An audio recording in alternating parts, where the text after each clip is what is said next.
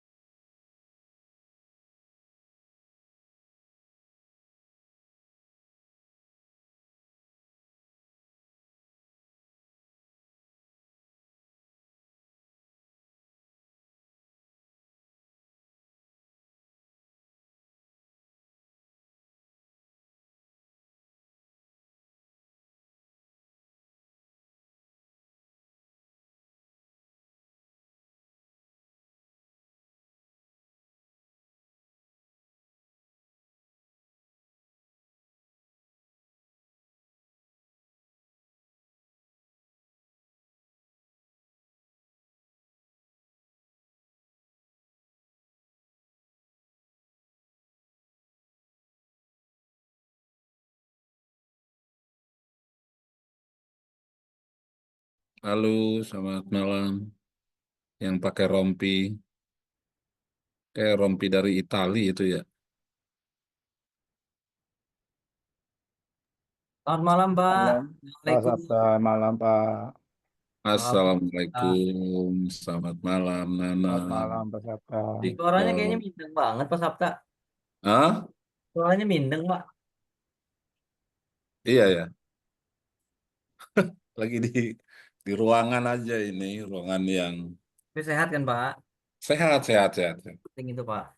Iya, kemarin seharian itu apa? Family gathering kompleks di Sentul. Oh, disentuh. Jadi eh, tuh orang-orang tuh minta saya yang bawa acaranya, yang bikin games berapa jam tuh 3 jam ya lumayan capek lah tapi ya udah kayak gitulah hari ini Ibu siapa Cahaya siapa namanya Pak Nana. Cayan, Cai, Pak. Eh, Iya, apa panggilannya siapa Cai. bukannya bukannya Ngana Moningke Ngana ini. Iya, Pak. Hmm? Iya, Iya toh iya. nggak ngapain nama kan Moningke berarti Ngana ini ngapain nama itu. Siapa ngapain nama yang panggilan panggilan siapa ngapain nama? Hmm? Cai, Pak. Oh Cai. Ya Hmm. ndak ada kok tuh nama Cai di Manado. Cuma ngana kok ya nama Cai. Iya toh, ya ndak ada toh. ada no?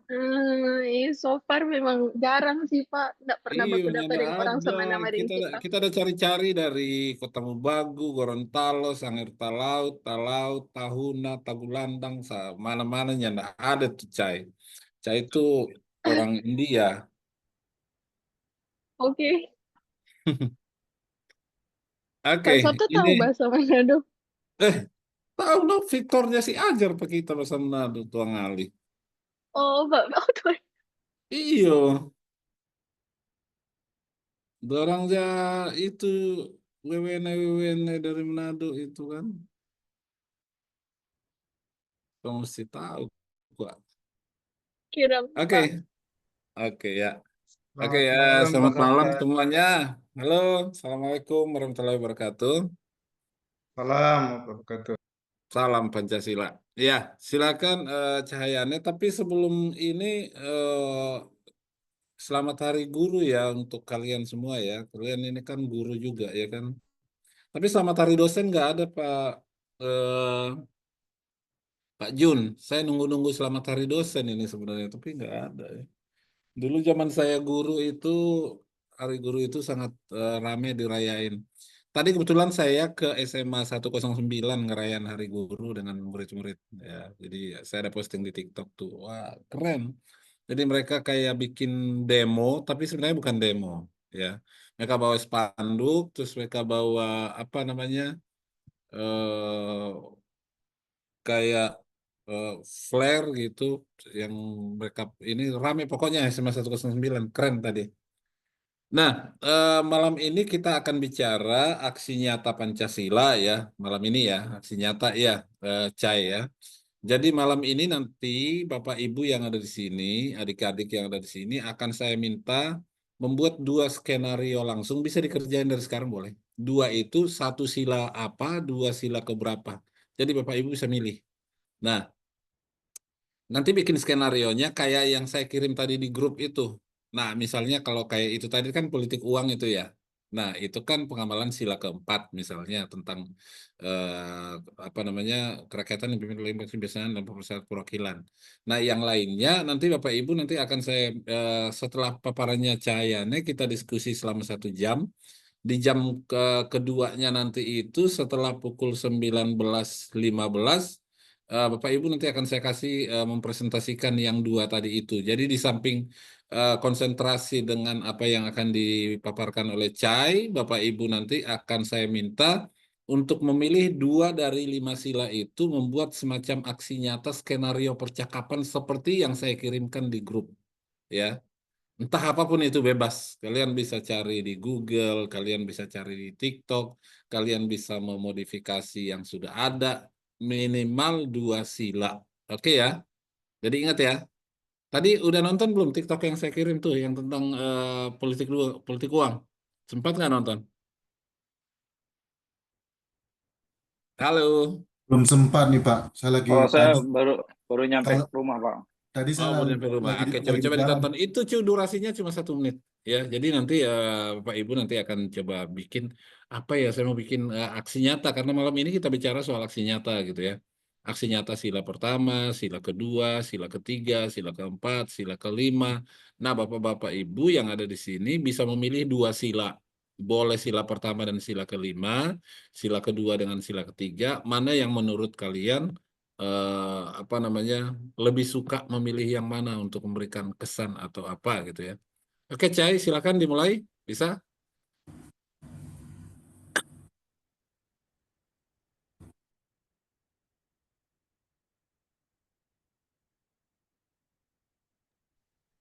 Baik, apa sudah terlihat? Sudah, sudah terlihat.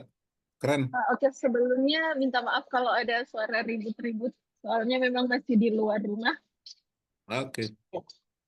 Ya, baik. Selamat malam. Sebentar. Selamat malam Pak Sabta dan rekan-rekan sekalian. Malam ini saya akan mempresentasikan topik aksi nyata dan aksi bersama Pancasila dengan subtopik mewujudkan Indonesia bersih dan Indonesia melayani. Oke, pendahuluan. Pancasila adalah dasar negara dan panduan hidup kita. Nilai seperti gotong royong, keadilan sosial, dan musyawarah adalah pedoman dalam membangun masyarakat yang harmonis dan sejahtera. Setiap sila Pancasila menjadi dasar aksi nyata. Sila pertama seperti menghormati keyakinan orang lain dan gotong royong di kegiatan keagamaan. Sila kedua peduli pada sesama dan menjunjung untuk kemanusiaan. Sila ketiga menghargai perbedaan dan memperkuat persatuan. Keempat, menghargai pendapat orang lain dan bermusyawarah. Dan sila kelima, menjunjung keadilan dan melawan korupsi. Aksi nyata individu dan bersama.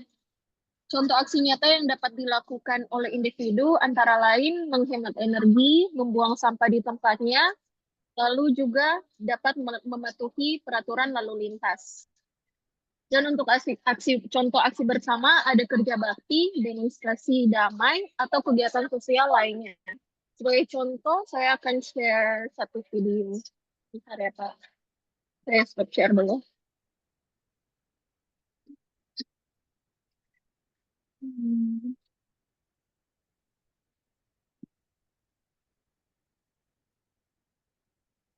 Cara share sound gimana ya? Sebentar. Sebentar. Di halaman awal coba Non. Oh iya, iya, iya. Thank you.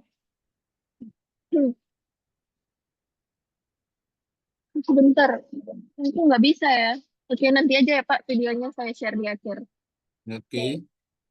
Oke, untuk aksi bersama bisa seperti kerja bakti, demonstrasi damai, atau kegiatan sosial lainnya.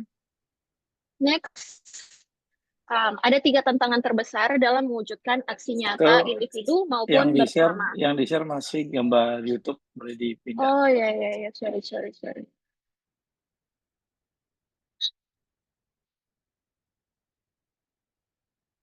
Oke, lagi. Jadi 3 tantangan terbesar dalam mewujudkan aksi nyata individu maupun bersama. Pertama, ada apati atau kurangnya kepedulian sosial dan rasa tanggung jawab terhadap masalah sosial dan lingkungan. Kedua, ada egoisme, mementingkan diri sendiri. Dan yang ketiga, intoleransi atau tidak menghargai keberagaman. Oke, next. Sebagai solusi untuk mengatasi hambatan, diperlukan upaya edukasi, memberikan teladan yang baik, dan menegakkan hukum secara adil dan konsisten.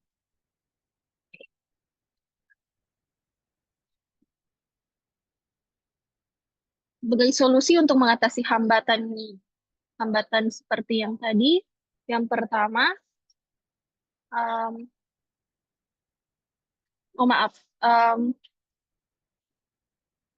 dampak positif yang dapat dihasilkan dari aksi nyata dan aksi bersama adalah pertama, kemajuan bangsa di berbagai bidang seperti ekonomi, pendidikan, kesehatan, dan teknologi. Kedua, ada kesejahteraan masyarakat, di mana meningkatkan kualitas hidup masyarakat, menciptakan lapangan kerja, dan mengurangi kemiskinan. Ketiga, persatuan dan kesatuan bangsa, memperkuat rasa persatuan dan kesatuan bangsa, menciptakan masyarakat yang harmonis, dan menjaga keutuhan NKRI. Dan keempat, ada lingkungan bersih dan sehat, di mana menciptakan lingkungan yang nyaman, asri, dan bebas dari polusi, sehingga mendukung kesehatan dan kesejahteraan masyarakat. Oke, peran generasi muda. Generasi muda adalah agen perubahan. Kita bisa menjadi relawan, membuat kampanye online, atau menciptakan inovasi sosial, dan aktif dalam kegiatan kepemudaan.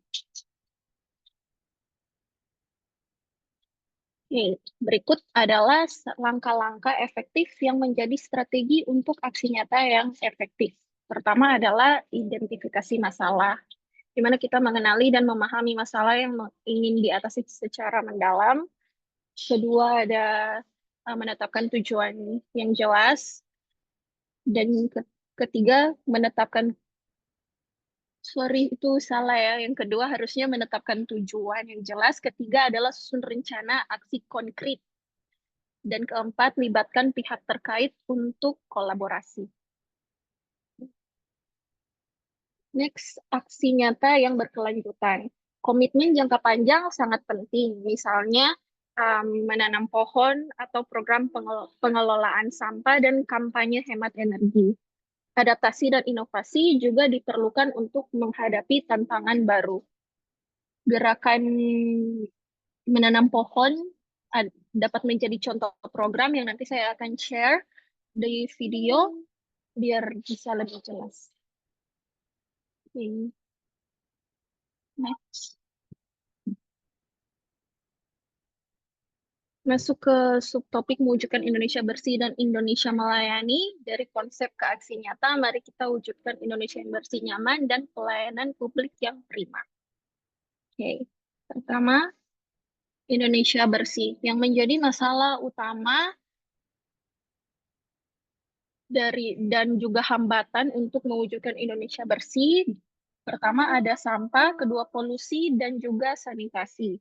Ada 67,8 juta ton sampah per tahun yang berdampak pada banjir dan pencemaran, polusi udara, air, dan tanah mencemari kesehatan dan lingkungan, juga sanitasi, kurangnya akses sanitasi layak yang berdampak pada kesehatan masyarakat. Dan tentu saja setiap masalah membutuhkan solusi. Dalam hal ini, 3 solusinya tentu adalah the triple R, which are reduce, reuse, and recycle, mengurangi penggunaan kemasan sekali pakai, menggunakan barang yang dapat dipakai ulang, dan juga memisahkan sampah organik dan non-organik. Kolaborasi dari pemerintah juga dibutuhkan seperti kebijakan pengelolaan sampah atau fasilitas daur ulang yang dapat disebarkan di kota-kota, juga swasta dalam bidang inovasi teknologi ramah lingkungan, dan dari kita masyarakat dapat berpartisipasi aktif dalam kebersihan lingkungan. Oke, next. Yang menjadi tantangan pelayanan publik adalah pertama birokrasi, di mana proses panjang dan kurangnya transparansi. Next ada korupsi, yang di mana terjadinya pungli, suap, menghambat akses pelayanan. Dan juga transparansi, di mana kurangnya informasi yang jelas dan juga masyarakat sulit memberikan masukan. Semua ini memberikan dampak seperti menghambat pembangunan, menciptakan ketidakadilan, dan juga menurunkan kualitas hidup masyarakat. Solusi yang dapat dapat dilakukan adalah ASN harus jujur, jadi harus menghindari KKN, bekerja dengan integritas, juga kompeten, di mana harus meningkatkan pengetahuan dan berorientasi hasil. Next harus responsif, seperti cepat menganggapi masalah, juga ramah dan informatif. Digitalisasi pelayanan juga dapat mendukung transparansi. Oke. Ini adalah keterkaitan Indonesia bersih dan melayani, di mana lingkungan yang bersih dan sehat menciptakan suasana yang nyaman dan kondusif bagi pelayanan publik. ASN yang jujur, kompeten, dan responsif akan memberikan pelayanan publik yang berkualitas dan memuaskan masyarakat.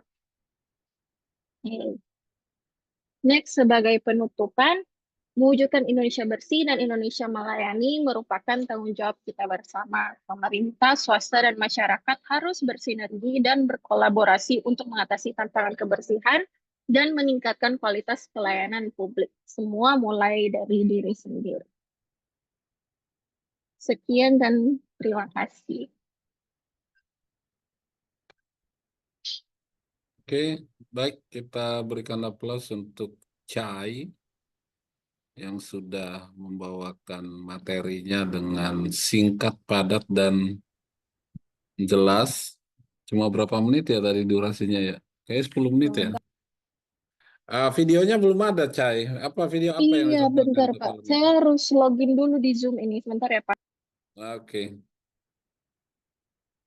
Ya, ini Pak Kades belum hadir ya, Pak Kadek. Kemana dia, Pak Ketua? Saya udah dari tadi nongol, Pak. Mm-mm.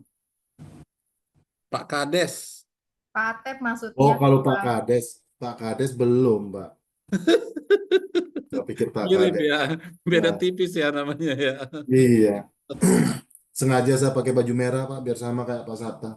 Oh iya, emang kan tadi saya notice kan. Iya, saya nggak janjian, kita nggak janjian ya, Pak.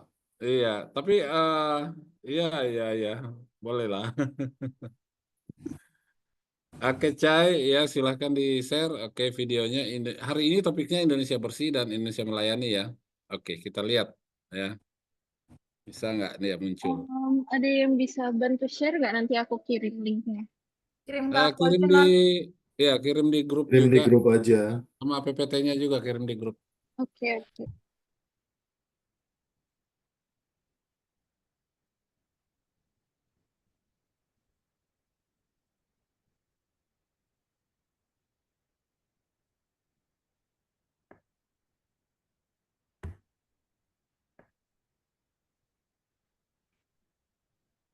Da-da-da-da-dum.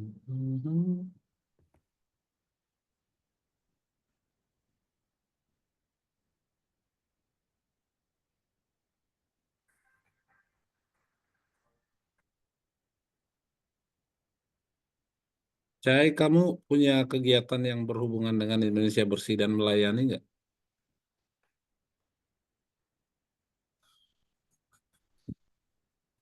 Hmm, Indonesia Bersih dan Melayani ya Pak. Kalau Hmm. cuma kegiatan kecil-kecil dan setiap hari ya saya sangat mendukung kebersihan lingkungan sih Pak. Jadi tidak membuang sampah sembarang. Tapi kalau kegiatan yang kayak sosial begitu so far belum sih Pak. Hmm. Oke.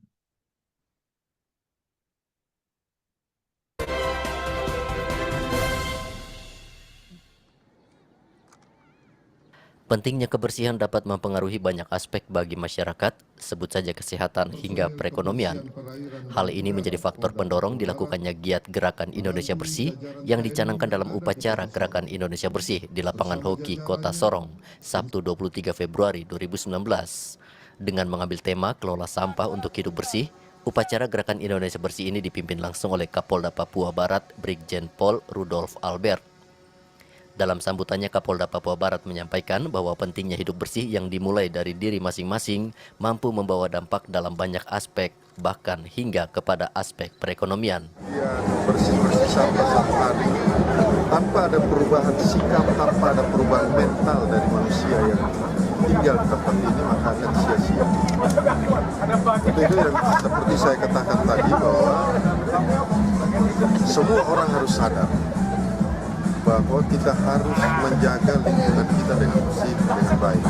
Jangan kita kembali lagi kepada mental-mental yang dulu, di mana jalan, tempat-tempat ibadat, dan lain-lain itu menjadi tempat sampah yang paling besar. Itu maksud saya, semua masyarakat harus dibuat sadar bahwa sampah itu adalah sesuatu yang sangat-sangat merugikan lingkungan. Pemerintah daerah, saya dorong buat peraturan daerah, di mana kalau ada masyarakat yang membuang sampah sembarangan, itu harus didenda. Kapolda Papua Barat juga menambahkan kesadaran akan kebersihan tentunya wajib didukung oleh suatu peraturan daerah. Bahkan jika diperlukan, pemberlakuan denda bagi pelanggaran membuang sampah diterapkan, yang mana hal tersebut dapat membentuk karakter kebiasaan masyarakat dalam berperilaku membuang sampah di Kota Sorong.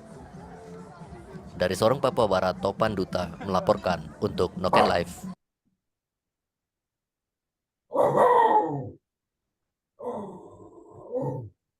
Oke. Ya, ntar Pak. Masih ada 2 video lagi Pak, bentar. Oke. Siapa nama guguknya itu? Sorry.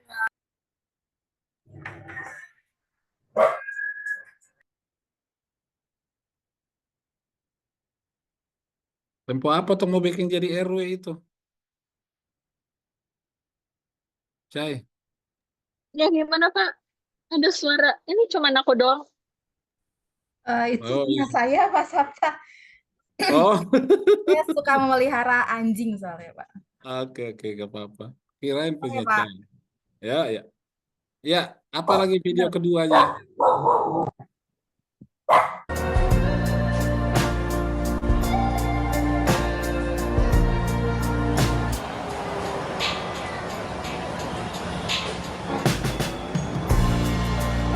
Strange things are happening. Why is no one saying this? Ooh. Once it was just a dream.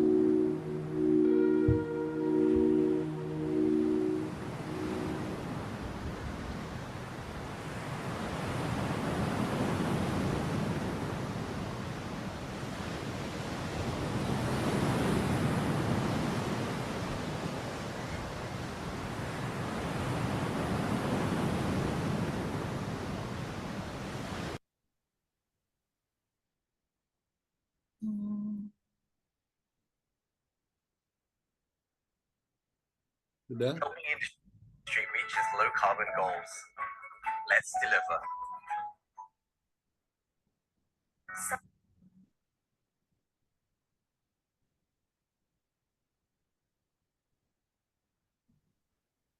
Semuanya berhubungan. Kita saling membutuhkan. Kita adalah mata rantai itu sendiri. Kami menjaga hidup dengan menanam.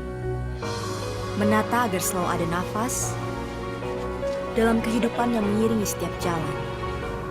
Saya mulai menanam dari tahun 1979.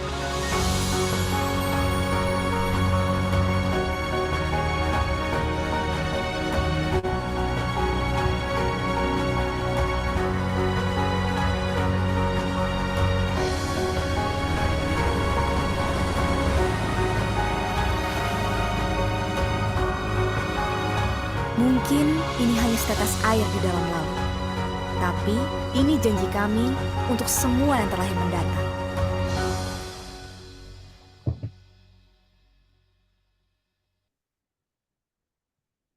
Oke, Pak. Ya, Semuanya oke.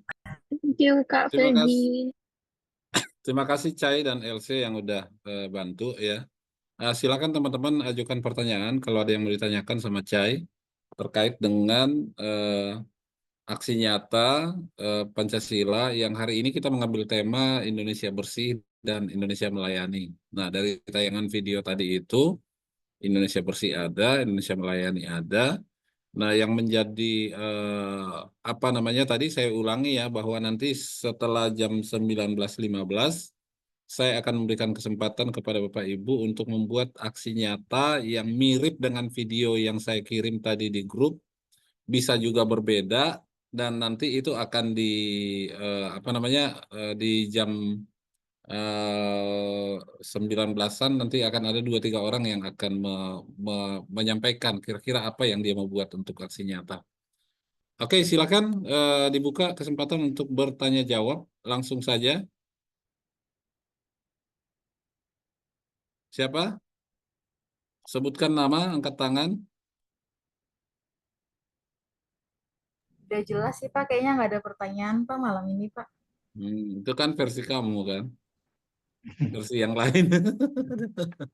Saya dah. Oke, silakan Pak.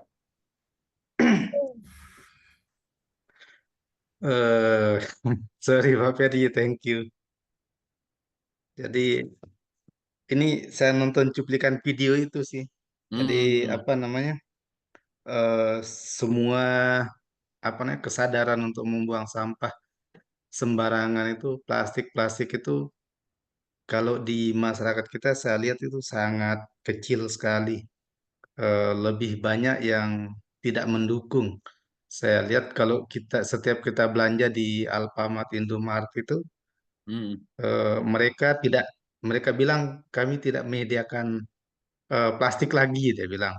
Tapi semua barang belanjaan yang kita beli itu Indomie, semuanya lah hampir 90% itu dari plastik. Kayaknya gimmick aja gitu.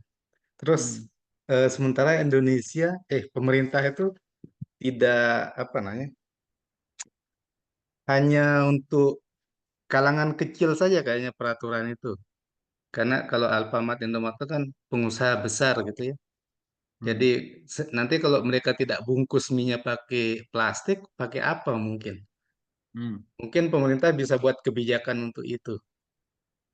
Nah, itu.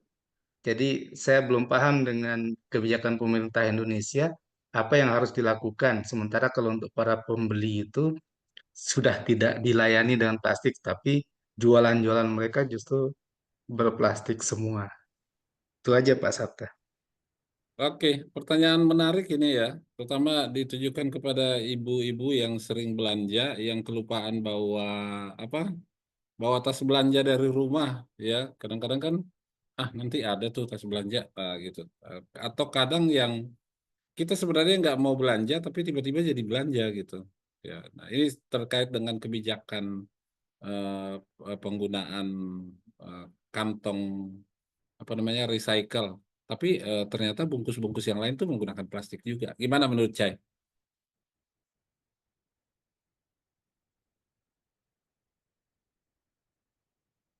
Masih di mute? Ya. Iya, kalau menurut aku sih Pak, kalau yang dari kita belajar dari subjek Introduction to Business ya Pak MJ, meskipun packagingnya udah diganti ke misalnya bahan yang lebih dapat didaur ulang, itu tetap aja pasti ada plastiknya, meskipun dia persentasenya kurang. Jadi menurut saya tetap aja tidak bisa dikurangi secara total pemakaian plastik. Jadi menurut aku dari kitanya mau gimana cara memproses sampahnya. Jadi misalnya dapat kita apain, aku juga masih nggak tahu sih, itu harus kita cari dulu. Tapi maksudnya bisa dimulai dari memilih untuk mungkin ya kalau dari aku ya kan maksudnya bungkusan-bungkusan makanan bungkusan-bungkusan itu pun kan kayak not healthy choice ya. Ya healthy choice itu kebanyakan nggak pakai plastik. Jadi sayuran atau buah-buahan, daging-daging. Dan kalau misalnya beli daging mentah itu kebanyakan udah dipakai styrofoam. Yang kita tahu kalau styrofoam itu lebih apa ya? Lebih environmental friendly. Jadi kalau dari aku begitu sih Pak. Oke, teman-teman ada yang mau menambahkan jawabannya Cai untuk Pak Jun? Kenapa sih belum menggunakan, ya kenapa harus masih itu ya? Masih harus menggunakan plastik? Ada yang mau menambahkan? Yang punya lapangan golf ini boleh menambahkan? Kenapa sih lapangan golf itu harus bersih gitu, harus hijau gitu? Saya juga. Iya betul itu, betul. Kenapa harus hijau gitu ya? Saya lupa nanya tadi itu juga. Oh, tadi mau nanya itu ya? Ada nggak kepake di sana yang kayak kayak gitu itu? Bagaimana Mas Nana itu mengantisipasi atau memberdayakan para kliennya atau area bisnisnya sendiri gitu? Mas Nana aja yang paling cocok jawab itu. Oke, Mas Nana, silakan. Setelah ini nanti Kadek sudah angkat tangan dia. Udah tinggi banget angkat tangannya. Pasti nanya sama Nana juga ini kayaknya. Silakan Nana. Mas Nana. Iya Pak, terima kasih Pak. Aduh pas banget tadi saya pas lihat WA ada kerjaan. Apa tadi pertanyaannya lapangan golf hijau kenapa? Plastik ya Pak ya. Kalau menurut saya sih kenapa ya tadi Pak Jun tuh nanya kantongnya kantong plastik, terus belanjaannya pakai plastik gitu ya Pak? Ya Produknya betul. apa sih kemasan plastik, padahal sudah dihindari menggunakan kantong plastik untuk ngumpulin belanjaan gitu. Jadi kalau menurut saya sih keterbatasan teknologi ya Pak. Jadi kalau misalnya eh, apa ya? Kalau kita belanja nih, terus aduh saya blank Pak asli nih. Saya lagi saya pas dulu deh, pas dulu. Jawab Oh, yang pas dulu. lapangan golf itu Oke. aja. Kita lihat videonya tuh bersih, indah gitu. Ini saya Itu tambahin Pak Sabta. bagaimana itu caranya Mas Nana itu menjaga itu? Saya tambahin Pak Sabta. Oh ya, silakan Pak Kadek. Silakan Pak Kadek. Makasih Pak Kadek. Berhubungan dengan apa yang disampaikan sama apa namanya Pak MJ mengenai belanja di Alfamart atau di convenience store yang lain itu kan kita itu harus bawa kantong belanja, tetapi produknya mereka itu masih dalam kemasan plastik. Saya setuju sekali, harusnya perusahaan-perusahaan itu melakukan diversifikasi produk yang lebih ramah lingkungan. Karena kan kalau misalnya, ya anggaplah kalau kita di Bali saja sebenarnya udah menerapkan itu, Pak. Jadi ada beberapa misalnya kalau kita ke Pepito nih, Pepito belanja tempe saja, itu tempenya itu yang di Pepito sekarang itu dibungkus sama daun, ya kan? Nah, harus lebih banyak menciptakan produk-produk seperti itu, sehingga nggak ada lagi tempe yang dibungkus sama plastik. Nah, itu mungkin salah satu inisiatif dari store itu sendiri bahwa dan ini berhubungan banget dengan pertanyaan yang akan saya tanyakan ke Mbak Chai ini. Jadi Di Bali ini sekarang ini mulai digencarkan gerakan-gerakan seperti itu. Kenapa? Karena Bali ini baru mendapatkan predikat yang kurang baik sebenarnya. Bali ini baru dinobatkan sebagai daerah yang tidak mesti harus dikunjungi oleh wisatawan asing di tahun 2025. Kenapa? Ya. Oleh salah satu magazine internasional namanya Podors. Jadi Podors itu mengeluarkan list destinasi yang tidak boleh dikunjungi di tahun 2025. Salah satunya adalah Bali. Bali itu masuk kalau nggak salah list ke nomor 15.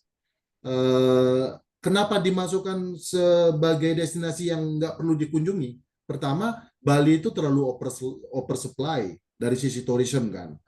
Tapi hal yang paling menarik attention mereka menempatkan Bali sebagai destinasi yang nggak perlu dikunjungi karena sampah plastik.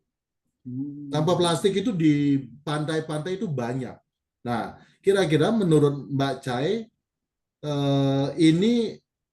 Bali ini kan penyumbang devisa terbesar kan di tahun 2023 itu lebih mungkin sekitar 12 miliar dolar Amerika menyumbangkan devisa ke negara. Nah, bagaimana respon Mbak Chai terhadap rekognisi terhadap Bali yang dijadikan sebagai destinasi yang tidak perlu dikunjungi di tahun 2025?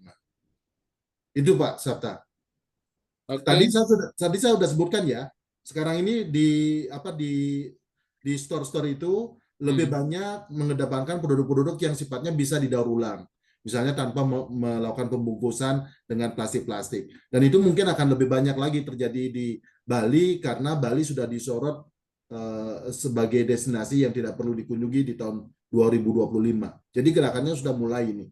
Nah, tapi menurut Mbak Chai sendiri, apalagi yang mesti dilakukan nih untuk Bali ini? Silakan Mbak Chai. Mikir dulu ya Pak, bentar. Oke.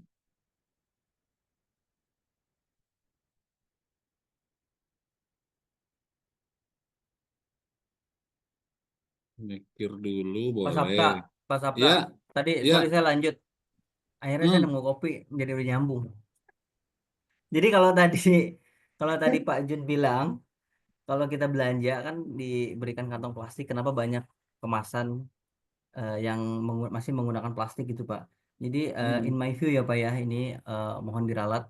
Jadi kalau menurut saya memang sulit Pak, karena memang satu belum meratanya nih regulasi dari pemerintah kan nggak mungkin kan Pak Jun beli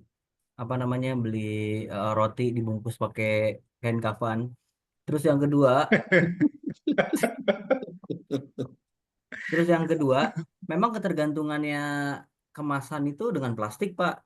Pertama higienis, ya kan? Kan nggak mungkin juga Pak Jun ke Indomaret beli tempe yang ada daunnya gitu kan. Jadi ketergantungan bukan di Indonesia aja, di seluruh dunia juga pasti menggunakan plastik karena memang fungsi plastik itu adalah menghindar dari kotor, air, bakteri dan sebagainya. Mungkin itu bisa menjawab Pak sedikit. Mohon maaf tadi saya sambil kerja, mohon maaf. Terima kasih. Oke. Ya, Pak Jun, udah diberikan jawaban singkat, padat, dan jelas Tapi dari Pak. saya mau tanggapi itu Pak Sabta. Ya silakan Jun. Ya. Boleh, Jun. Yang pertama saya mau tanggapi Mas Nana, yang kedua saya mau tanggapi Pak Kadek juga. Oke. Yang pertama Mas Nana itu, jadi gini, saya pernah beli roti di salah satu yang bukan Alfamart dan Indomaret gitu. Itu bungkusnya itu dari semacam kertas gitu, yang gampang disobek gitu. Nah, kenapa perusahaan-perusahaan yang menjadi vendor Alfamart itu tidak melakukan hal yang sama gitu? Nah, itu. Saya Bisa jawab lagi detail Pak. nggak Saya tanggapi perusahaannya? nih.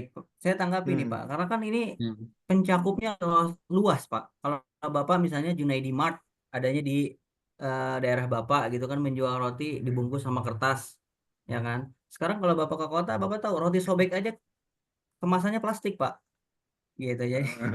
Jadi mungkin memang cangkupannya terlalu luas dan mereka punya factory dan cabang-cabang itu lebih banyak Pak. Jadi perlu lagi dipikirkan itu matang-matang dan jauh-jauh hari untuk merubah kemasan mereka. Karena dirubahnya kemasan akan dirubah juga regulasi kekuatan dari makanan itu tersebut.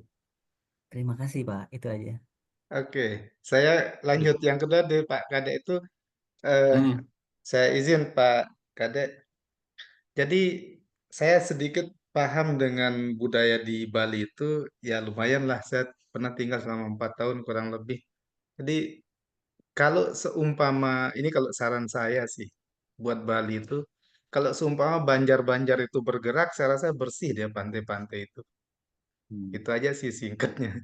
Jadi saya lihat kekuatan Banjar di Bali itu luar biasa gitu. Kalau seumpama itu yang digerakkan untuk budaya bersih, bisa jadi. Selain dengan mungkin memaksa pemerintah untuk membuat regulasi dari pusat turun ke daerah gitu, ke provinsi, supaya bagaimana supaya Bali itu tetap lestari. Supaya apa, devisa yang sebagai penyumbang devisa yang begitu besar tidak hilang gitu kan. Eh, Begitu kira-kira Bapak Kadek yang mulia. Setuju Pak MJ. Jadi begini Pak Sabta. Ini Ya. kalau di Bali itu kita itu istilahnya kalau ketua lingkungan itu namanya Klien Banjar kan. Klien Banjar itu sangat dihormati. Jadi harus melakukan sebuah gerakan lokal di mana impact-nya lebih maksimal. Jadi Klien Banjar kemudian pecalang itu lebih ditakuti daripada aparat ini nih, aparat apa ya, aparat pemerintah lah. Aparat sudah, ya betul itu. Karena mereka yang memegang peranan. Jadi memang kalau di Banjar-Banjar itu harus lebih menggalakkan gerakan. Mungkin kalau sekarang belum masif, sudah waktunya memasifkan gerakan-gerakan seperti itu. Tetapi kembali lagi, regulasi dari pemerintah ini sebenarnya yang harus lebih ketat, Pak. Gitu. Karena seperti yang Pak Nana bilang, regulasinya ini kadang-kadang nggak jelas kan. Apakah bisa nggak misalnya apa namanya produk-produk yang apa dibungkus atau di packaging dalam plastik bisa diboykot? Sebut Indomie lah gitu. Ya, apapun itu. Nah, karena kalau nyebut merek ini, karena saya pernah juga nih terbang gitu pas lagi kegiatan apa namanya salah satu kegiatan yang berhubungan dengan pemerintah kemarin itu pas kegiatan apa namanya conference lingkungan di Bali. Itu di pesawat itu adalah apa namanya di pesawat apa di mana gitu. Itu ada Indomie yang dibungkus dengan label bahwa kita harus sadar gerakan lingkungan. Nah, itu kan nggak benar ya. Gitu. Artinya sesuatu itu terlalu kontradiktif, itu satu. Yang kedua, kebanyakan pengusaha itu hanya memikirkan keuntungan karena sebenarnya mungkin kalau sampah atau apapun itu, polusi atau apapun itu masyarakat yang hidup di masyarakat di sana mungkin kecil kontribusinya. Tetapi pengusaha mungkin yang paling besar kontribusinya, yang harusnya pengusaha ini berpikir bagaimana ini bisa didaur ulang, kemudian mengharuskan perusahaannya dia itu membuat produk-produk yang lebih ramah lingkungan. Nah, itu Pak yang seharusnya ini oleh pemerintah, regulatornya. Demikian Pak Sabta, terima kasih. Oke, Elsie kayaknya mau nambahin, angkat tangan, silakan. Ya Elsie. Pak, saya izin share Nah, screen ya Pak, supaya semuanya bisa lihat ya Pak. boleh, silakan. Jangan sampai saya salah share screen. Oke. Oke, semuanya bisa lihat? Bisa ya? Bilang kalau nggak bisa lihat ya. Jadi saya share screen ini ternyata ada satu organisasi namanya balipartnership.org.id yang bantu Bali untuk kerjasama pengelolaan sampah sampai dengan saat ini. Bisa dilihat platformnya, bentukannya, daerah-daerah yang di cover apa aja. Jadi ini sepertinya memang kerjasama antara Pokja, Persampahan Gubernur Bali, Dinas Kehutanan, DLKH Bali, Fakultas Kelautan, Perikanan, Universitas Widayana, banyak ya yang berkontribusi saat ini. Komitmen mereka itu untuk membantu kurangi sampah plastik sampai dengan 70% di tahun 2025. Jadi rasanya Pak Kadek, pengelolaan sampah di Bali memang butuh effort karena turis nggak bisa dibendung, nggak mungkin di stop. Yang bisa di stop adalah, yang bisa di manage adalah cara pengelolaannya. Jadi mungkin ini bisa membantu Cayan untuk jawab pertanyaan Pak Kadek sih Pak. Thank you Pak. Sebenarnya kalau kita lihat logik ya, regulasi itu mudah Pak. Kalau misalnya kita tadi pada Pak Kadek saya setuju banget tuh, pengusaha, kesadaran pengusahanya yang kurang. Sebenarnya kalau pengusahanya sendiri mempunyai program, kayak misalnya Indomie. Indofood itu membuat regulasi kepada pembeli bisa menjual balik bungkusnya gitu, dikepul. Sehingga adanya kesadaran dari masyarakat, kan money is everything buat masyarakat nih. Jadi ketika mereka membeli ada kesadaran dengan dibayar gitu. Menjual kembali bungkusnya lalu dikepul, itu pasti kesadaran masyarakat akan meningkat kalau menurut saya. Dan pemerintah harusnya bekerja sama dengan perusahaan-perusahaan yang mempunyai limbah plastik, di mana mereka harus mengeluarkan kos untuk program itu. Jadi dari mereka kembali ke mereka sehingga tidak berserakan di daerah-daerah. Itu sih menurut saya Pak, kalau saya jadi pemerintah. Wah, ini cerdas banget ini. Tambahan dari saya, sebenarnya semua inisiatif Ya. itu sebenarnya sudah ada. Bukan hanya mengenai pengelolaan sampah plastik, ya. Karena kalau kita bicara semua hotel di Bali ini disertifikasi bintang itu dengan melakukan Trihita Karana kan. Itu salah satu kondisi bahwa dia harus punya hubungan dengan sesama manusia, kemudian dia harus punya hubungan dengan bumi, kemudian dia harus punya hubungan dengan Tuhan. Nah, tiga pilar ini harus diimplementasikan dalam operasionalnya mereka. Tetapi kembali lagi, ini peraturan pemerintah ini harusnya diimplementasikan secara konsisten. Kita itu masalahnya itu adalah tidak ada sebuah konsistensi saja. Kemudian kalau misalnya konsistensi itu diaplikasikan dalam bentuk istilahnya reward and punishment, mungkin akan lebih efektif. Nah, itu yang saya melihat kayaknya the entire government akan seperti itu, lack of execution, konsistensi nggak ada, dibandingkan dengan mungkin di negara luar, di Singapura lah. Kita buang sampah aja kita bisa didenda. Kita menggunakan produk negara lain saja, kita bisa didenda. Nah, jadi seperti itu Pak Sabta, aplikasinya harus secara konsisten, kemudian ada peraturan yang secara konsisten juga diaplikasikan tanpa pandang bulu, kemudian ada reward dan punishment. Itu Pak Sabta. Terima kasih. Oke, terima kasih Pak Kadek tadi udah menyampaikan, Pak Nana juga udah menyangkapi, dan Jun tadi kayaknya udah terlena dengan jawaban yang lain tuh, dia nggak ini lagi, nggak counter lagi.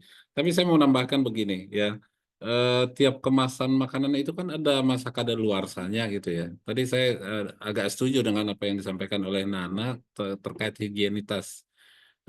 Salah satunya ya. Terus yang salah duanya itu kan kemasan-kemasan itu kan memang ukurannya plastiknya juga udah dikemas dengan, karena kalian belajar produk juga ya, kalian lebih ahli lah soal produk ya.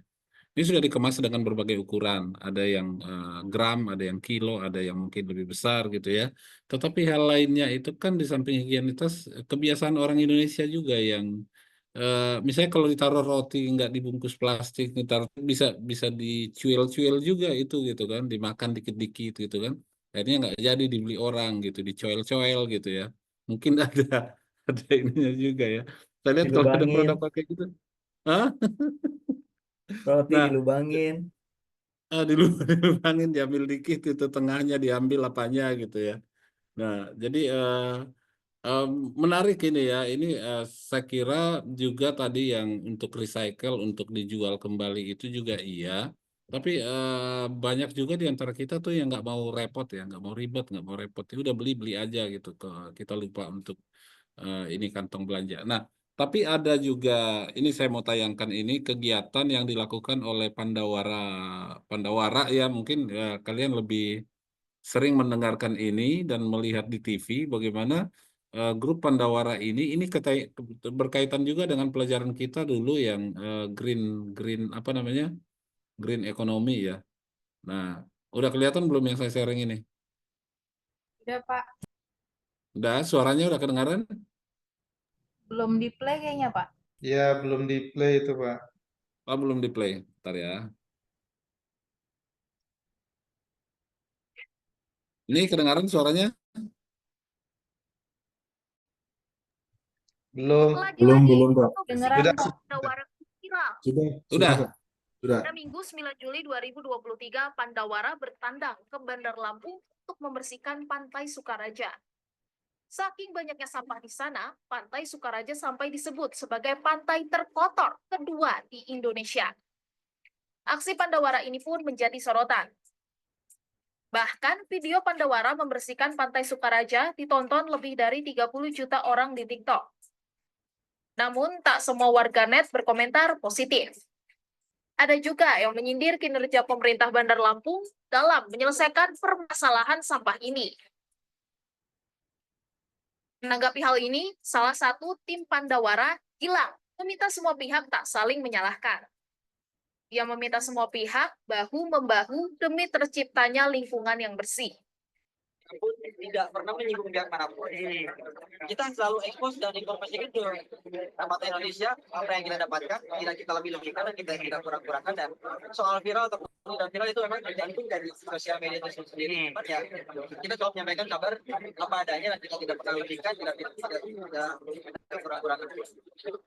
Ini bukan kali pertama Pandawara menggelar aksi bersih-bersih pantai. Pada Mei lalu, Pandawara mengajak warga beramai-ramai membersihkan Pantai Teluk di Banten. Aksi itu juga tak kalah menyedot perhatian publik. Bagaimana tidak, saking kotornya, Pantai Teluk Banten sampai dinobatkan menjadi pantai terkotor di Indonesia. Pada saat itu, warganet juga menyentil kinerja pemerintah dalam mengatasi permasalahan sampah. Menanggapi hal itu, pemerintah Banten mengaku sebenarnya sudah berencana membersihkan pantai. Namun, belum terrealisasi karena banyaknya hal yang harus dipersiapkan. Jadi, ya keduluan sama Pandawara Group.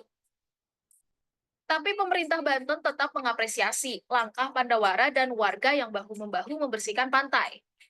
Wah, semoga aksi baik Pandawara Group ini menular juga ke lebih banyak daerah di Indonesia ya, sahabat kompas.com.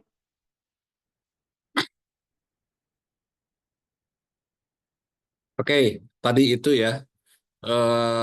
Pak Jun sebagai orang yang bergerak di bidang sosial gitu sama Pak Farid sama Danar nih sebenarnya nih, jangan diam-diam baik nih Farid sama Danar ya. Ya, kira-kira tuh mereka punya dana tuh dari mana gitu bisa melaksanakan itu dan apa sebenarnya yang ingin dicapai dengan apa namanya dengan kegiatan-kegiatan Pak, seperti suaranya kok kecil ya, Pak? Pak, suaranya hilang, Pak. masa ini kedengaran? Kurang, Pak. Kedengaran tapi kecil. Hilang, Pak, suaranya, Pak. Oh iya, aku chat aja kali. Tadi kayaknya kencang. Kenapa tiba-tiba nggak kedengaran? Ini udah besar. Ini udah besar. Udah besar.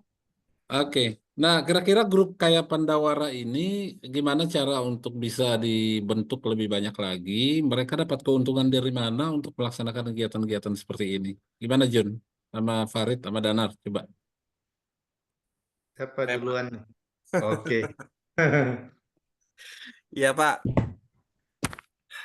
Biasanya ini kan dalam bentuk apa ya, Pak? Organisasi ya, LSM begitu ya. Artinya untuk pendanaan pasti mereka dapat dari beberapa donatur ya, donatur seperti perusahaan-perusahaan yang memang punya sumbangsih produk plastik seperti itu, Pak. Yang tadi disebutkan tadi Indomie, terus perusahaan mineral dan lain-lain yang ibaratnya mempunyai sumbangsih terbesar dalam hal produksi gitu kan, tentunya plastik gitu. Jadi ya mereka pasti dapat dari sana gitu. Entah itu juga dari lokal industri di Indonesia atau dalam pemerintah gitu kan, mungkin memberikan organisasi-organisasi non-profit untuk menangani ini, Pak. Seperti itu. Itu ya, Pak. Terus yang kedua, menanggapi mengenai plastik ya, Pak, yang tadi itu. Saya pernah bekerja, Pak, di PT Tirta Investama, yaitu produksi aqua ya, Pak. Danon Aqua. Saya pernah kerja di Danon Aqua selama 2 tahun di sana, di bagian R&D tahun 2012 sampai 2014 ya, Pak. Jadi ini contoh aksi nyata ya, Pak, yang dilakukan ya. Waktu itu memang isu mengenai plastik itu memang menjadi hal yang wajib begitu. Jadi apa namanya mengantisipasinya seperti apa? Karena Aqua itu luar biasa apa namanya produknya plastik dan juga dampaknya terhadap limbah juga ada, pasti ada itu. Nah, itu jangankan itu produksi per line produksi mesinnya aja, Aqua bisa menghasilkan 10 sampai 15.000 botol per jam, Pak.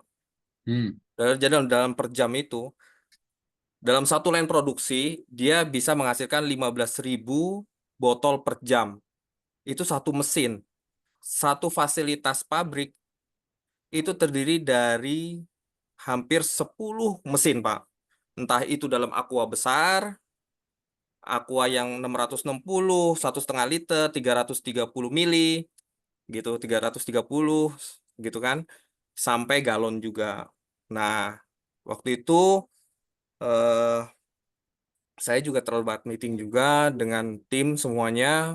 Akhirnya kita manajemen melakukan recycle gitu, Pak. Recycle komposisinya yaitu biji plastik 50% baru, 50%-nya adalah 50%-nya adalah lama. Begitu, Pak. Biji plastik itu PET, jadi lama. Kenapa?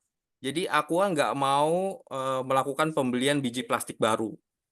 Tapi tentunya syaratnya adalah harus dapat dari pengepul-pengepul dikumpulkan gitu ya, Pak ya. Gitu. Nah, itu kenapa harus plastik Aqua? Karena plastik Aqua dalam pembeliannya pun dia mempunyai kualitas yang bagus. Begitu, Pak, plastiknya. Gitu. Jadi harus 50-50. Jadi 50-50, Pak, komposisinya. Gitu. Kenapa nggak diganti dengan selain plastik gitu? Karena yang dari sisi packaging itu yang memungkinkan tuh plastik, Pak. Karena panjang kita bicaranya, seperti staging dalam hal di warehouse, begitu kan? Plastik lebih kuat gitu dalam hal menahan staging dalam warehouse di depo, di distributor begitu, Pak. Nah, selain itu juga di situ ada semacam gas aditif yang sangat kuat kalau ketika kayak Mizone gitu ya, Pak ya. Saya tahu Mizone, terus Coca-Cola itu pasti ada preservatif, artinya bahan kimia berupa disuntikan nitrogen. Jadi lebih berkondisi di plastik itu, Pak, gitu untuk pengawetnya. Itu salah satunya. Jadi tidak bisa Aqua merubah produk packagingnya gitu. Nah, tapi kesini-sini saya dapat informasi bahwa Aqua sudah melakukan recycle 100%. Begitu, Pak. Recycle 100% produk botolnya gitu, Pak. Begitu. Tapi dengan catatan untuk produk yang sudah terkontaminasi dengan limbah atau limbah berat, itu tetap harus dibuang, Pak. Nggak bisa di-recycle. Itu ketentuannya seperti itu, Pak. Gitu. Mengenai CSR, itu juga Aqua itu membuat aksi nyata juga, gitu kan, membuat kerjasama di lingkungan. Jadi otonomi setiap pabrik-pabrik Aqua itu membuat otonomi, membuat kebijakan masing-masing gitu ya, yang tapi terdampak terhadap limbah pabrik aja ya, Pak, nggak semuanya. Seperti membuat ATM bank sampah gitu di RT-RT, terus dia memberikan gerobak sampah seperti itu, Pak. Terus memberikan harga yang bagus untuk menjadi pengepul gitu, langsung diserahkan ke Aqua sendiri. Seperti itu sih, Pak, dengan saya, Pak.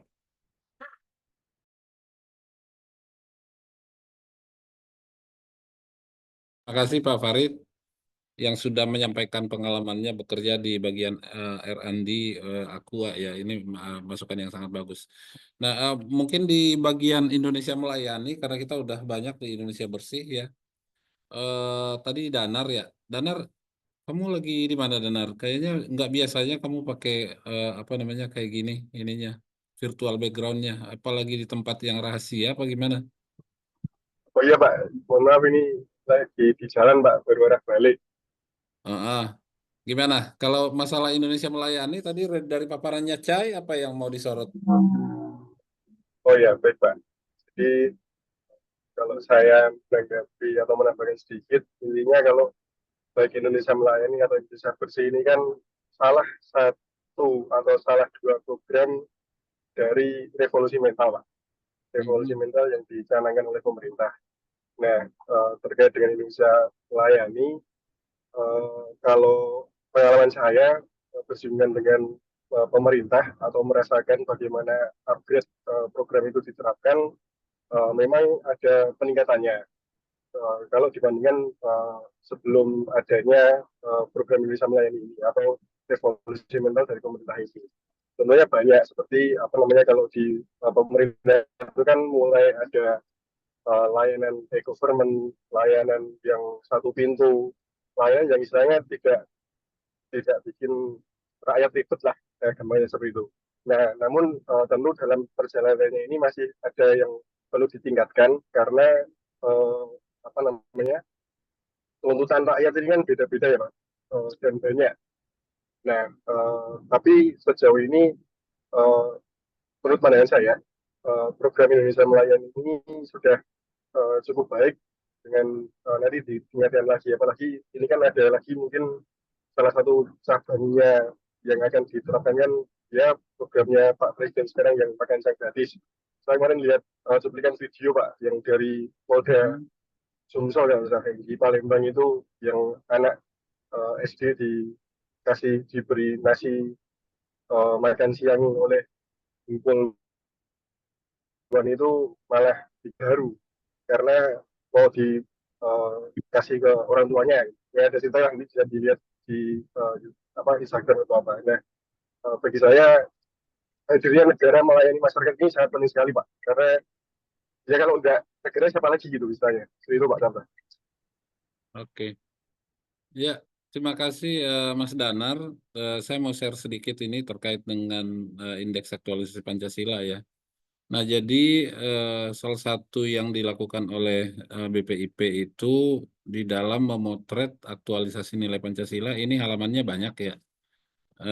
Memotret bagaimana aktualisasi Pancasila dilakukan di negara ini. BPIP sudah melakukan kerjasama dengan BPS untuk menetapkan indeks aktualisasi nilai Pancasila. Jadi karena ini bicara aksi nyata, ini saya langsung ke halaman kesekian aja ya. Karena nah ini kriteria ketercapaian IAP ini indeks aktualisasi Pancasila itu ada yang dipotret itu dari sensus BPS itu adalah bagaimana ini usulan indikator persentase penduduk usia 18 tahun ke atas yang mengikuti kegiatan keagamaan dan kepercayaan terhadap Tuhan Yang Maha Esa. Ini di sila pertama. Di sila kedua, di sila pertama topik 2 itu apakah masyarakat yang itu rumah tangga setuju adanya aturan tertulis yang melindungi kebebasan menjalankan agama. Ini ada sekitar 22 yang dulu itu kita kenal dengan butir-butir Pancasila gitu ya. Nah sekarang udah menggunakan indeks aktualisasi Pancasila dan ini sudah ada di peraturan badan. Bapak Ibu bisa melihatnya nanti di Google atau di JDIH, Jaringan Data dan Informasi Hukum. Ketik saja indeks aktualisasi Pancasila, nanti kalian akan menemukan itu. Nah, karena tadi saya minta semuanya bikin konsep atau semacam skenario untuk 2 sila, saya akan memberikan waktu 10 menit untuk Bapak Ibu membuat konsep tertulisnya. Dan karena ini hari Senin, saya akan meminta yang namanya ada huruf E dan huruf N dan huruf I untuk nanti presentasi. Semuanya kayaknya ada ya E ya. Ada E, ada N, ada I. Ada nggak yang nggak ada E, ada N, ada I? Di antara kita semua nih. Ahmad, Sujana, ada N. Nah, tuh dapat juga dia. Siavina masih dapat N gitu ya. Kadek Suwartana masih ada E. Kayaknya nggak ada ya. Orang Indonesia tuh kayaknya namanya di sekitar itu ya. SANI gitu ya. Victor masih ada N gitu ya. Oke, silakan ya 10 menit ya. Saya sambil Bapak Ibu bikin semacam konsepnya. Konsepnya bisa yang kayak di TikTok tadi, itu aktualisasi untuk nilai sila keempat. Yang lainnya bisa, ya misalnya saya mau bikin ini Pak, skenario terkait dengan ketuhanan di hampir mirip dengan tugas yang kemarin, tapi jangan menggunakan tugas yang itu, harus yang baru. Bisa kalian cari konsepnya di TikTok, bisa kalian cari konsepnya di YouTube, bisa di IG atau dimanapun. Tapi nanti akan saya kasih kesempatan sampai menit ke 45, 19.45 untuk mencari konsep dua aktualisasi nilai Pancasila. Boleh Indonesia melayani, boleh Indonesia bersih, boleh. Ya. Topiknya bebas Pak ya. Topiknya bebas tapi harus berkaitan dengan misalnya Pak Victor bilang, oh ini sila pertama Pak. Kalau tadi yang money politik itu kan bisa juga dilihat dari sila pertama, bisa dilihat dari sila kedua, bisa dilihat dari sila kelima, tapi harus ada dua kasus yang akan diangkat ya. Misalnya money politik itu kan dosa gitu kan, nggak boleh gitu kan. Tapi karena itu pilkada, itu terkait dengan sila keempat gitu. Yang menurut Bapak Ibu menarik untuk disampaikan saja. Oke, sambil saya tayangkan terkait Dibikin dengan presentasi, Pak. Iya, dibikin presentasi 1 lembar aja. Oh, oke. Aksi nyata gitu ya, Pak ya. Iya, aksi nyata Pancasila sila keberapa gitu. Terkait dengan apa tema Cahyane gitu ya. Ah, nggak bebas, bebas. Ini lebih dibebasin lagi. Oh, Harus dalam bentuk video ya, Pak? Belum hari ini belum video, baru konsepnya aja. Oh, oke.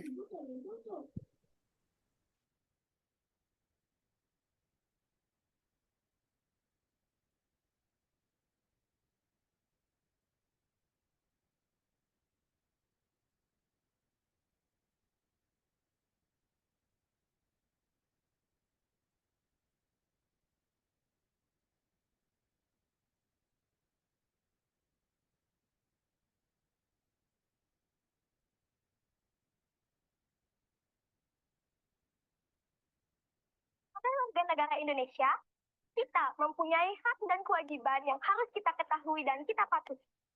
Sesuai dengan peraturan Undang-Undang Dasar Negara Republik Indonesia, di antaranya kita mendapatkan hak pelayanan. Pelayanan administrasi. Salah satunya adalah pembuatan KTP, kartu keluarga, akte kelahiran, SIM, serta STNK. Semua ini bisa kalian peroleh di Dinas Catatan Sipil di daerah kalian masing-masing. Selanjutnya, ada pelayanan keamanan atau ketentraman. Nah, sebagai warga negara Indonesia, kalian bisa mendapatkan pelayanan ini di instansi pemerintahan seperti kantor polisi dan kantor perlindungan. Nah, yang terakhir ada pelayanan jasa, seperti jasa pendidikan, jasa pemeliharaan kesehatan, jasa transportasi, dan jasa pengurusan pensiun. Nah, untuk yang selanjutnya ada layanan belajar. Di dalam kelas, semua siswa mempunyai hak yang sama. Guna memperoleh ilmu pengetahuan, kalian bisa berdiskusi bersama Bapak, Ibu Guru, dan teman-teman kalian.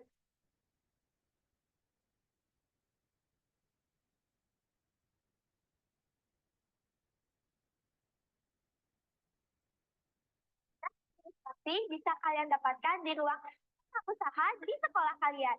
Seperti surat menyurat yang menyangkut keperluan guru, siswa, beserta pegawai. Jika kalian memiliki masalah, khususnya masalah di sekolah yang bisa mengganggu proses belajar, kalian bisa mendapatkan layanan di BK. Di ruang ini, kalian bisa menceritakan berbagai bentuk masalah yang kalian hadapi sama ibu bapak guru BK untuk mencari solusi dari masalah kalian.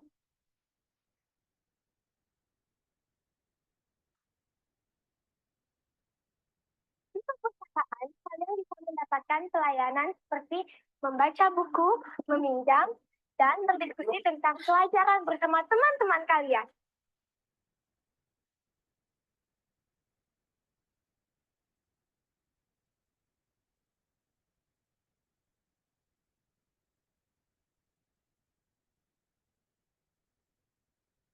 Selanjutnya ada layanan UKS. Di sini kalian bisa mendapatkan pelayanan kesehatan jikalau kalian sedang merasa tidak enak badan.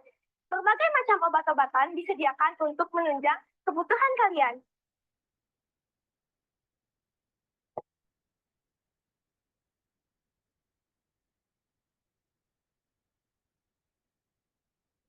Layanan laboratorium. Laboratorium adalah salah satu sarana untuk menunjang pelaksanaan proses belajar mengajar yang bersifat work-based experiment atau belajar sambil bekerja.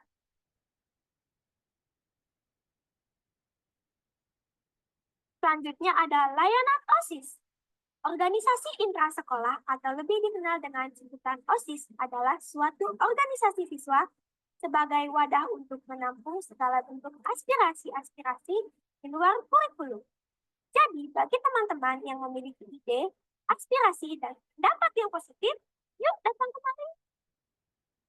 Yang terakhir ada layanan ekstrakurikuler. Kalian sudah memilih ekstrakurikuler belum di sekolah? Ekstrakurikuler apa sih yang kalian pilih? Kalau aku sih memilih ekstra marching band. Nah, di setiap sekolah, dari sekolah dasar hingga menengah atas, kalian pasti diwajibkan memilih ekstrakurikuler yang sesuai dengan minat bakat yang kalian miliki. Maka dari itu, kalian mendapatkan layanan oleh Bapak Ibu Guru Pembina Ekstra untuk mengasah bakat kalian.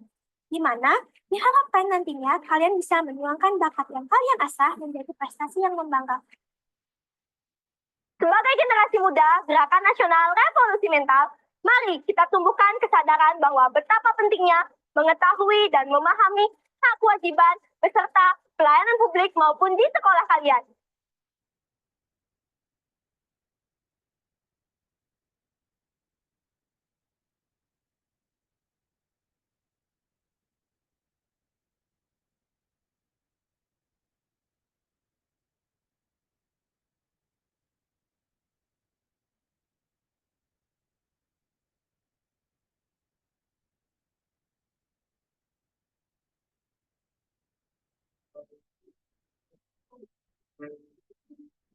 Makumbere dagale kota ini Beping isong gasong Lelalu kelere bintang Makumbere dagale kota ini Beping isong gasong Lelalu kelere bintang Lalu silasong mi fa sol lele titi papa rebi udemi do do do do mi do fa mi re lele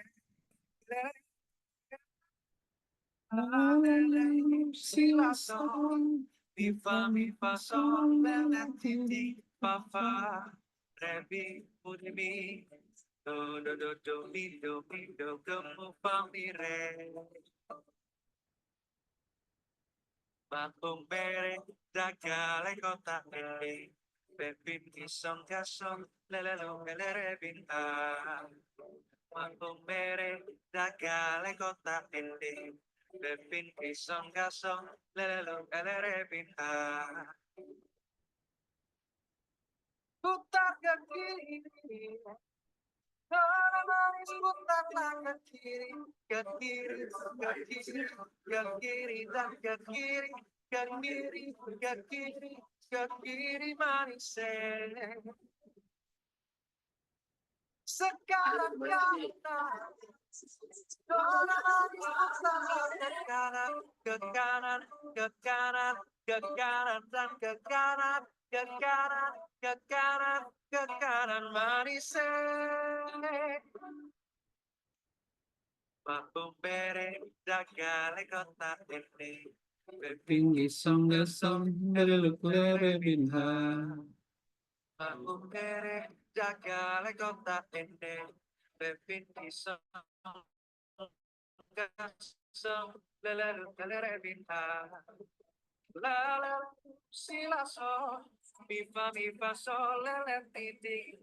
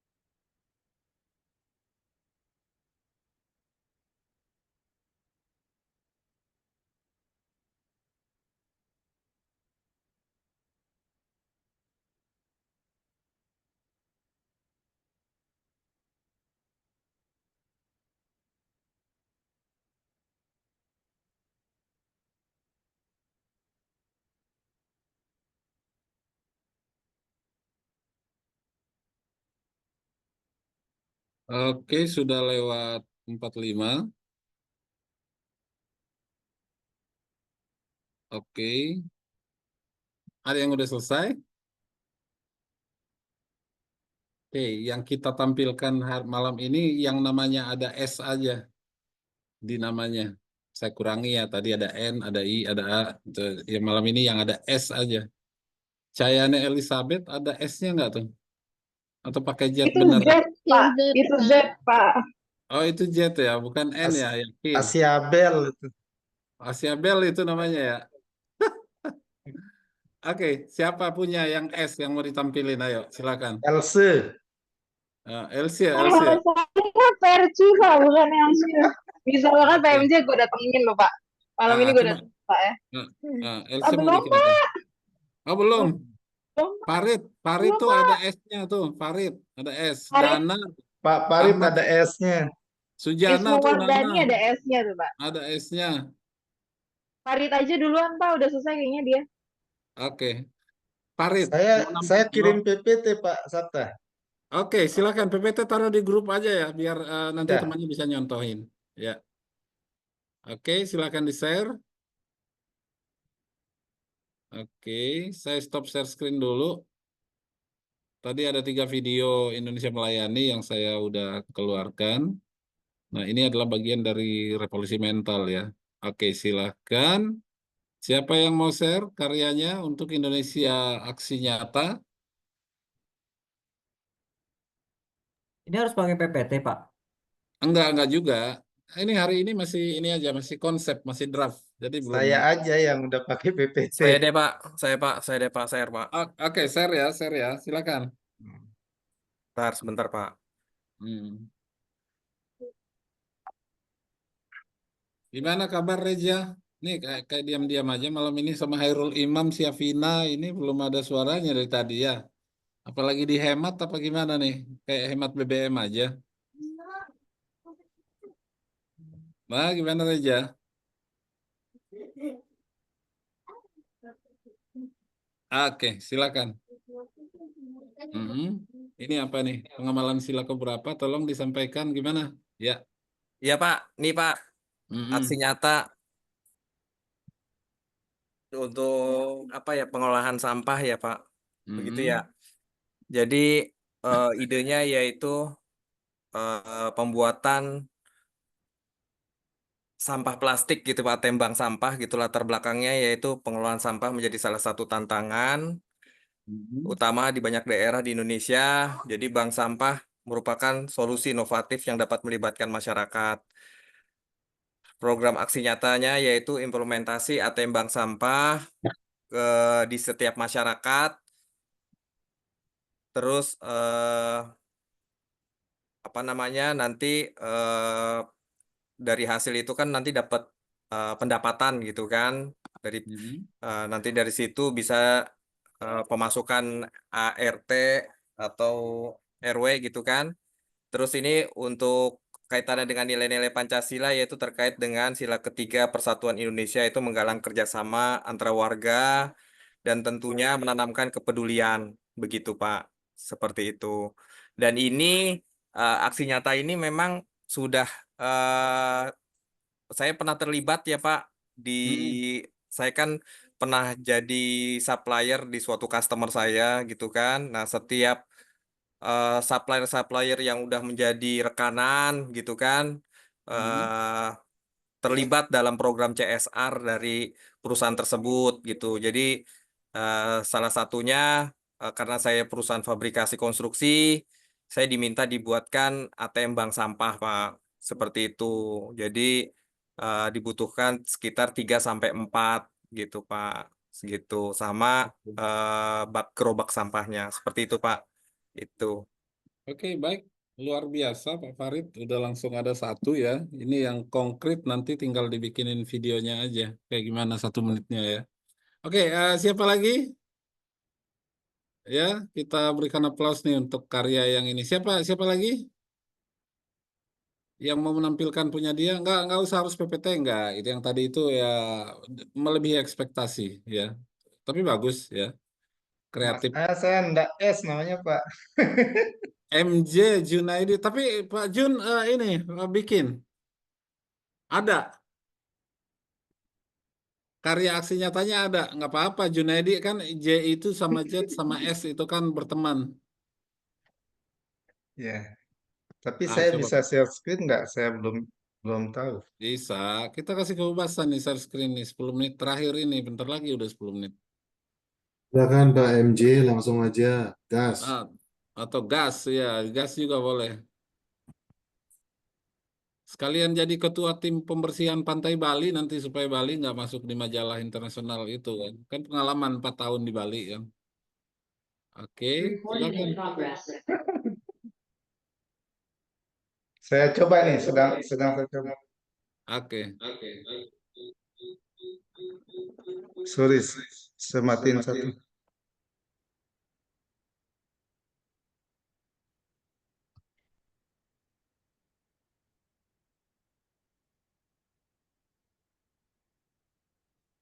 Saya lihat di itu pernah Pak Kadek jadi narasumber apa di IPMI gitu, kuliah sambil apa gitu, kuliah efektif. RPL Pak, program Minggu RPL lalu itu Oh Pak. iya, minggu ya lalu. program RPL. Materinya coba dikirim ke grup biar kita lihat. Ada Nggak pakai videonya, materi Pak, video nggak ada materi wawancaranya. yang saya presentasi. Oke Pak Jun, udah bisa Pak Jun? Sedang diusahakan.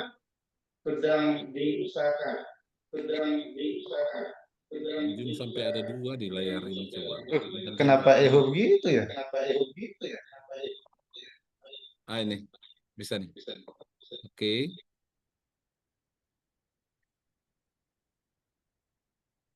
Sudah masuk nggak ya? Udah kelihatan. Tinggal diklik aja. Saya mau bantu klik dari sini tapi nggak bisa. Thank you dia bilang. Udah kelihatan Pak semua filenya Pak. Iya, semua filenya ada tuh. Iya, sorry, nggak apa-apa dah. Tuh nomor PIN ATM, invoice SKL. Wah, dapat kita semua Ini ini. kalau PPT-nya belum muncul ya? Belum, belum diklik 2 kali. Sudah padahal ini kalau di ini saya sudah. Oh, belum di-share berarti, Pak. Waduh, kacau nih. Oh ya, sudah enggak? Belum. Aduh. Atau di-share, disampaikan aja intinya gimana? Eh,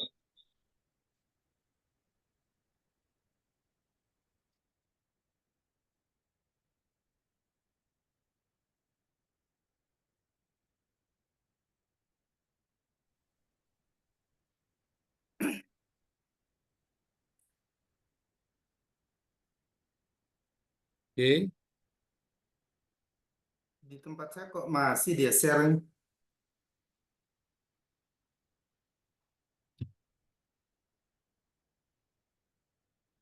Muncul nggak?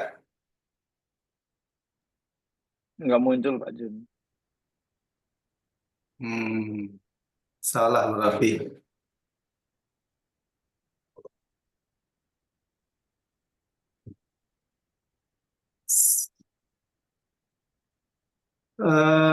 Intinya begini. Gimana gimana? Di-share di grup juga boleh.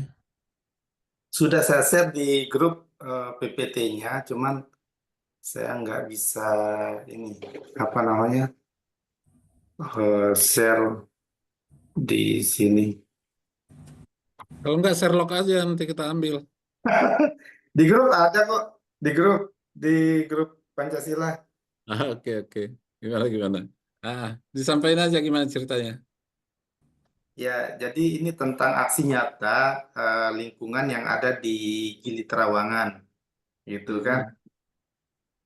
Di Gili Trawangan tuh tidak jauh berbeda dengan yang ada di Bali. Itu di sana itu malah eh, kalau di high season itu lebih dari 18 sampai 20 ton per hari sampahnya itu gitu. Dan dari pemerintah eh, provinsi sendiri pernah turun tangan dan membuat satu kebijakan dengan gerakan zero waste itu, tapi toh juga itu gagal. Padahal di dalam gerakan zero waste itu terdapat nilai ekonominya juga, seperti misalkan pengolahan sampah itu ke ini eh, Magot gitu, pemberdayaan Magot. Tapi karena yang apa namanya eh, demand terhadap Magot itu sendiri, masyarakat di sini tidak tahu mau dikemanakan gitu. Akhirnya pengelolaan sampah itu dalam gerakan zero waste itu juga termasuk gagal. Padahal itu sudah dikucurkan dana dari Pemprov. Nah, terkait seperti pertanyaan Pak Sabta dengan seperti aksi Pandawara itu, di Terawang itu juga pernah digalakkan seperti itu. Pada waktu itu, waktu saya masih bekerja di perhotelan, saya pernah juga mendirikan satu lembaga namanya eh, Gerakan Pemuda Pariwisata, gitu. Jadi kami bekerja sama dengan volunteer-volunteer yang apa bule-bule itu, gitu. Kemudian bekerja sama dengan pemerintah desa untuk meminta kontribusi dari perusahaan-perusahaan yang ada dari perhotelan-perhotelan itu. Dananya dapat, sumbernya dari sana.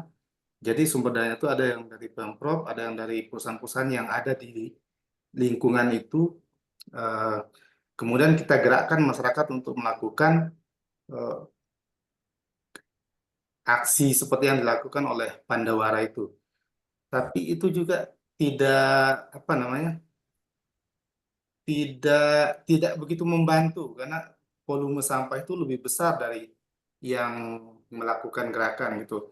Sampai pada akhirnya pemerintah Gili Trawangan juga pernah mendatangkan eh, tim ahli dari Jepang dan Jerman untuk mengolah sampah itu setelah diteliti karena itu volume sampahnya juga terlalu besar sehingga kapasitas yang mereka bisa kelola itu dari 18 sampai 20 ton per hari itu hanya sekitar 3 sampai 5 ton, yaitu mungkin hanya sekitar berapa persen ya? 5% kayaknya. Nah, seperti itu. Jadi antara gerakan yang dilakukan oleh masyarakat dengan volume sampah yang ada itu tidak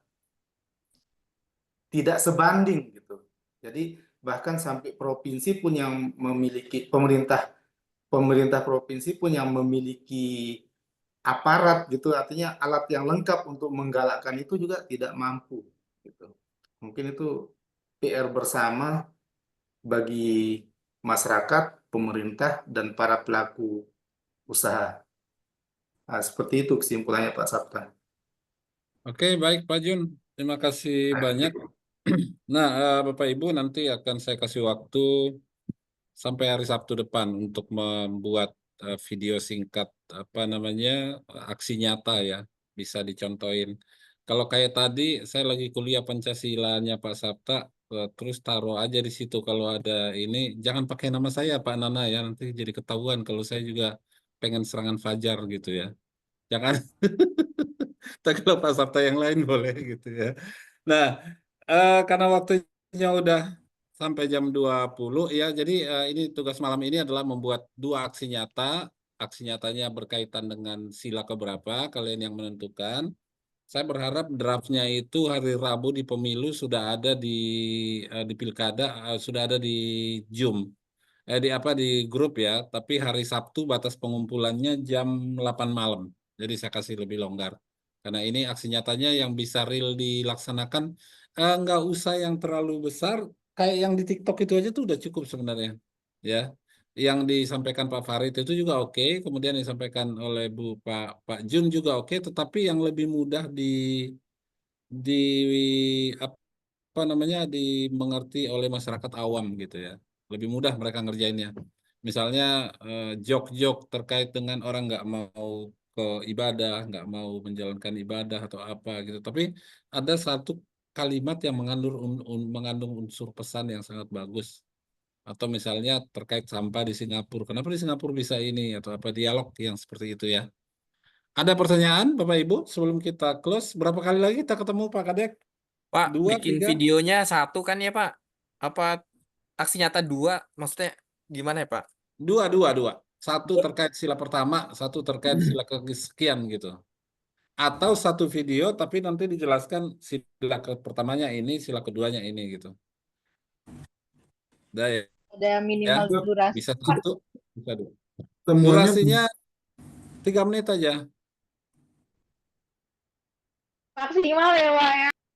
Sama tuh 3 menit. Minimal 3 menit lama loh Karena Pak. kemarin ada cuma 30 detik gitu ya. 3 Jadi menit Kalau lama. itu besar itu filenya. TikTok aja 46 detik Pak. Iya, 3 menit itu besar itu filenya. ah ya udah 2 menit lah, 1 tugas 1 menit. Oke ya, jangan ditawar lagi.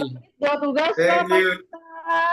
Kan kita anak baru. Nantilah kalau udah semester Pak. Ya Pak ya? Hari Pak ya? Sabtu kan dipanjangin sampai hari Sabtu. Oke, silakan foto masing-masing untuk di screenshot dikirim ke grup. Terima kasih Pak Hairul Imam dari tadi tidak menyapa. Itu Pak siapa Pak Putra ya? Tadi ada WA saya dia nggak bisa masuk katanya.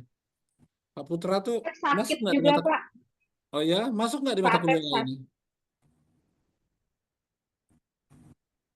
Oke. Putra kayaknya enggak sih Pak. Pak Atep sakit, Asia Bel sakit ya Pak. Oke, baik. Silakan di screenshot fotonya yang paling menarik dikirim ke grup. Terima kasih. Selamat malam.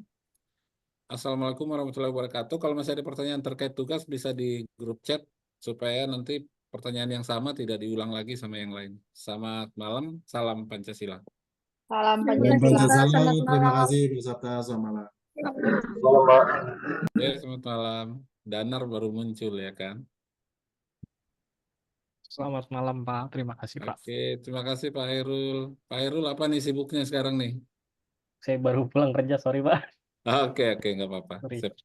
Iya, Pak. Oke ya, silakan beralih ke mata kuliah yang lain ya. Selamat malam, Terima kasih, saya Pak. akhiri kuliahnya hari ini ya. Sampai ketemu lagi di pertemuan berikutnya.